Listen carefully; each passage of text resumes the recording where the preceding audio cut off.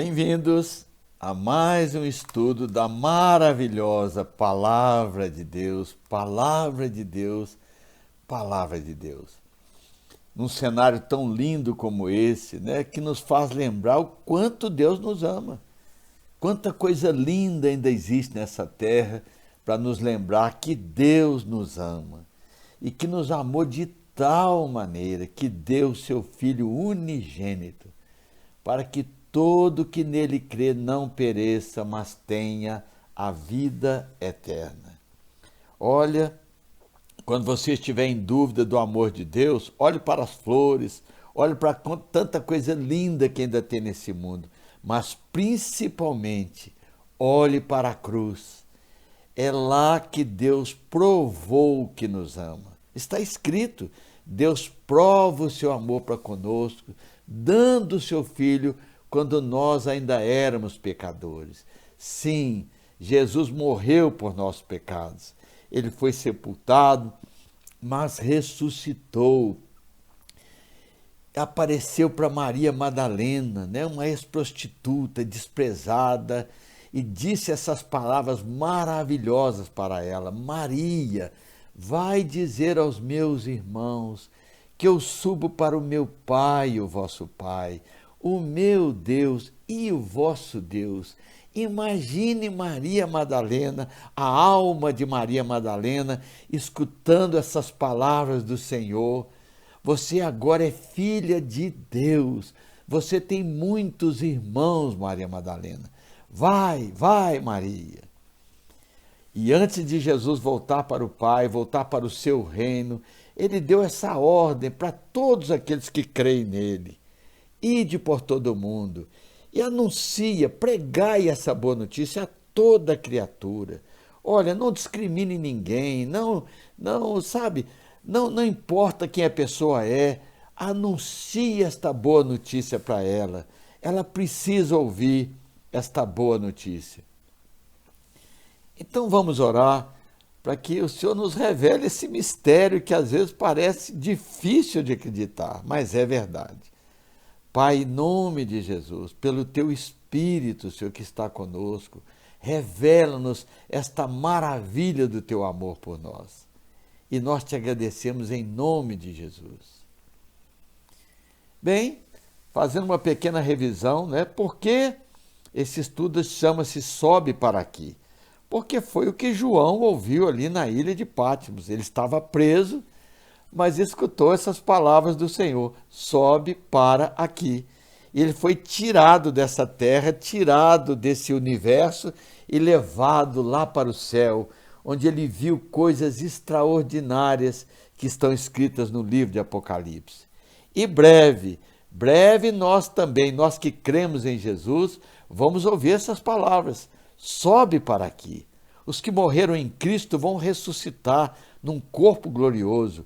Nós seremos transformados e juntos subiremos e encontraremos com Jesus e entraremos com Ele nesse reino maravilhoso que Ele tem preparado para aqueles que o amam. Então esteja pronto, porque vivemos um tempo extraordinário que provavelmente ouviremos também essas palavras: sobe para aqui. Sim, estamos presos nesse pequeno planeta Terra, tão lindo, mas quanta coisa triste acontece nele. Já imaginou, olhando para esse pequeno planeta, quanta coisa ruim tem acontecido nele, assim? Tanta violência, tanta morte, esse vírus. Meu Deus, quanto sofrimento nesse pequeno planeta tão lindo que Deus criou para nos colocar aqui. Para quê?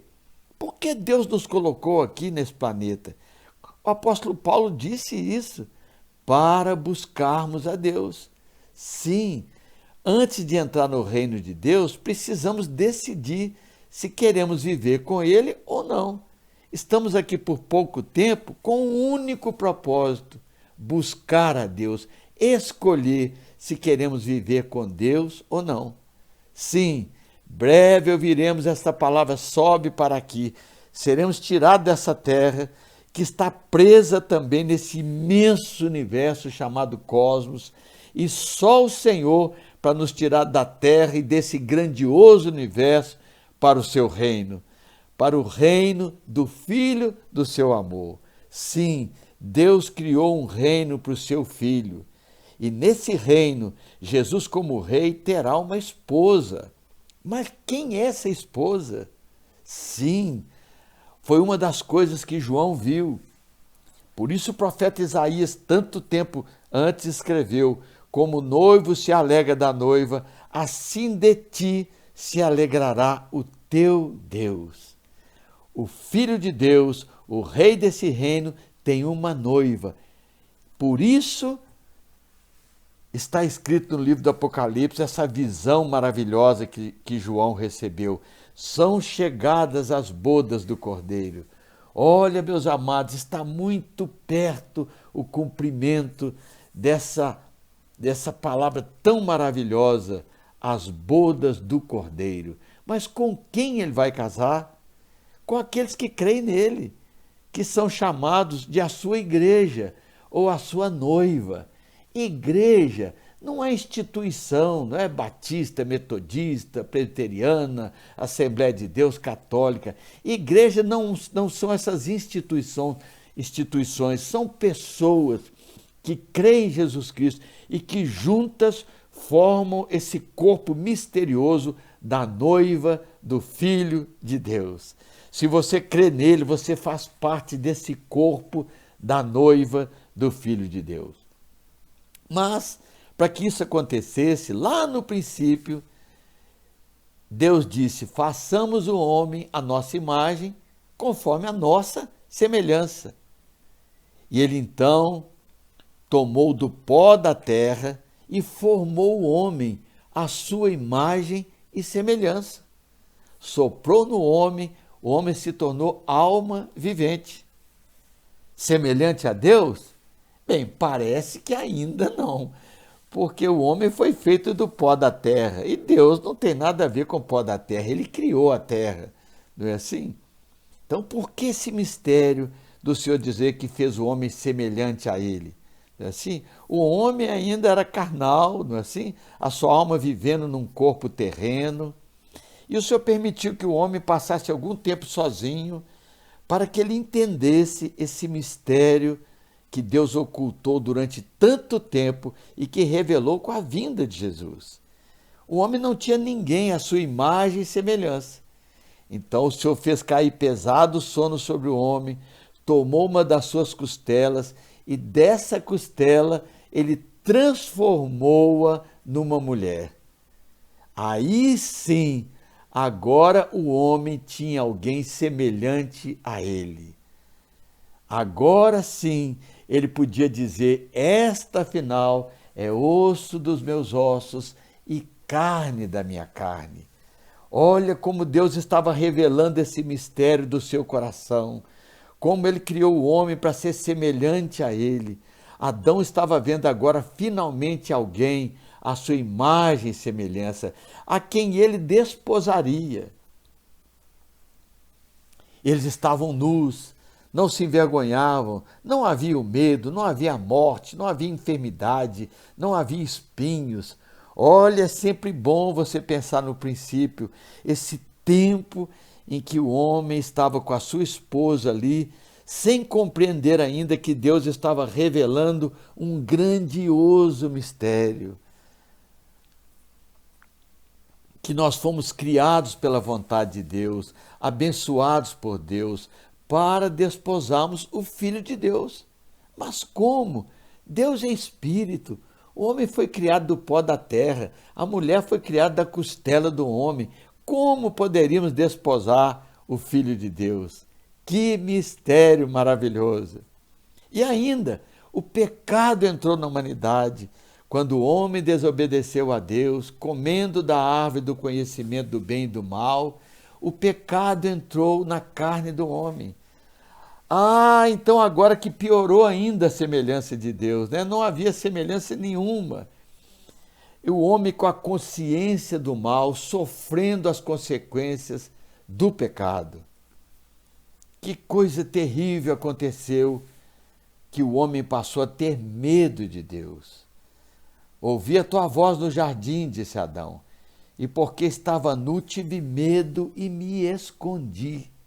Olha, isso passou a toda a humanidade. Quantos hoje ainda têm medo de Deus e se escondem atrás de religião, atrás de boas obras, atrás do ateísmo, atrás de tantas coisas, porque não sabe que não precisam mais ter medo de Deus. Não tenha medo de Deus, Deus te ama.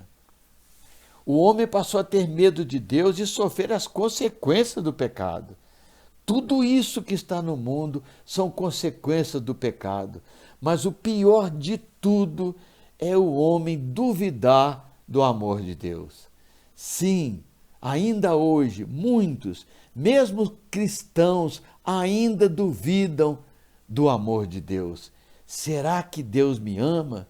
Quando às vezes eles erram ou falham, essa dúvida imediatamente vem na sua alma. Deus me ama? Olhe, não duvide do amor de Deus. Deus te ama e já provou isso. E no próximo estudo, nós vamos fazer um pequeno estudo dessa maravilhosa palavra que tem na Escritura. É uma palavra grega que significa reconciliação. Oh, palavra maravilhosa! É uma das palavras mais maravilhosas que eu descobri na Escritura. Reconciliação. Sim, o homem pecou, se escondeu de Deus, mas Deus procurou o homem para reconciliar o homem com ele. E começou isso já lá no Jardim do Éden, quando o Senhor pegou um cordeiro inocente, sem defeito, não é assim? E sacrificou esse cordeiro para dizer ao homem: